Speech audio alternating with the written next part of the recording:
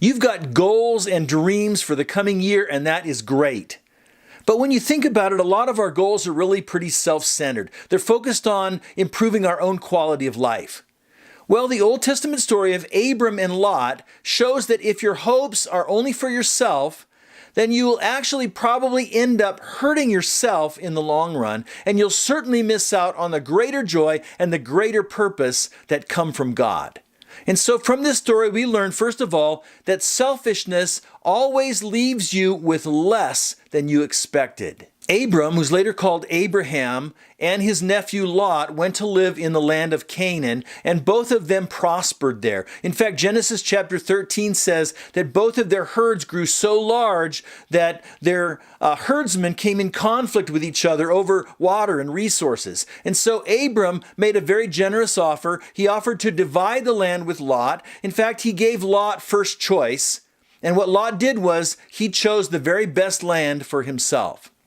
Now, in the short run, that seemed like a great choice for Lot. But in the end, it actually put him and his family in harm's way because the land that he chose, even though it was agriculturally better, it was filled with evil people and an evil culture. Now, one time, Lot was captured and he lost everything he owned. Abram came and rescued him and restored his goods to him.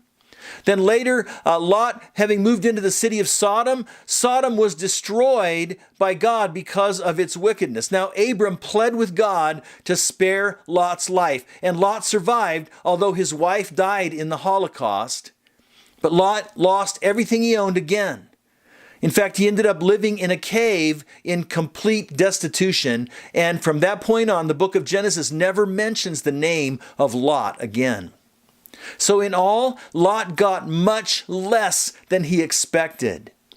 In fact, the choices that he made actually hurt him more in the long run. And that's the way that selfishness works. Selfishness creates conflict, argument, isolation, broken families, even war. It makes people hard-hearted and narcissistic. You can pursue a selfish goal and it could definitely create problems for you in the long run, like when a parent chooses career advancement over family priorities. Now, in your selfishness, you may actually achieve the goals that you set for yourself, but are they the right goals? Are they the best goals? And what price will you have to pay? At what cost will you achieve those goals? And so we see that selfishness always leaves you with less than you expected. Now, by contrast, the Bible also teaches that unselfish service always rewards you with more than you realize. By contrast to Lot, Abram's actions show us what unselfishness really looks like, because he was very generous to Lot more than once. But God was even more generous to Abram, because after Abram gave away half of his land to Lot, God appeared to him and made him this amazing promise in Genesis 13, verse 14. After Lot had gone, the Lord said to Abram, "Look as far as you can see in every direction, north and south, east and west. I am giving all this land as far as you can see to you and your descendants as a permanent possession."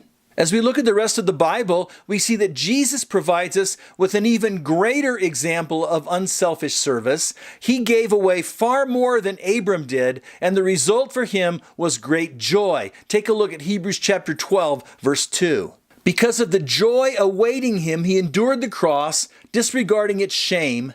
Now he's seated in the place of honor beside God's throne.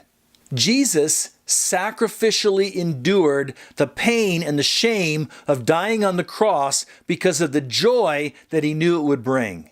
You see, Jesus was a little bit like Lot in that Jesus came to live among evil people, that Jesus allowed himself to be captured and to be desolated.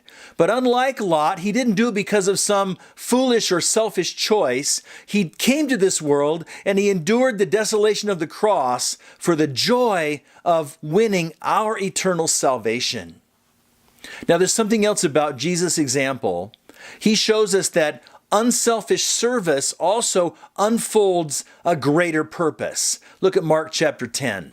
For even the Son of Man, that refers to Jesus, came not to be served, but to serve others, and to give his life as a ransom for many.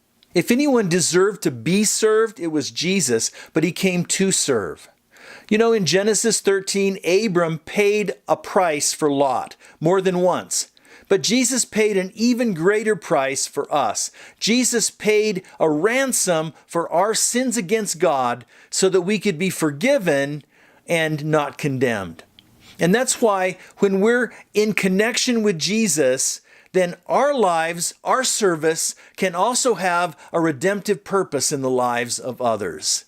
For example, when you mentor someone else to follow Jesus, when you show your neighbors God's love through your acts of practical compassion, when you help out and you help others through the ministries of our church. Serving is the antidote to the dangers of selfishness. Serving is the key that unlocks the greatest joy and the greatest purpose in life. And so as you pursue your goals, don't sabotage them by focusing only on yourself. God has more for you than just your own quality of life.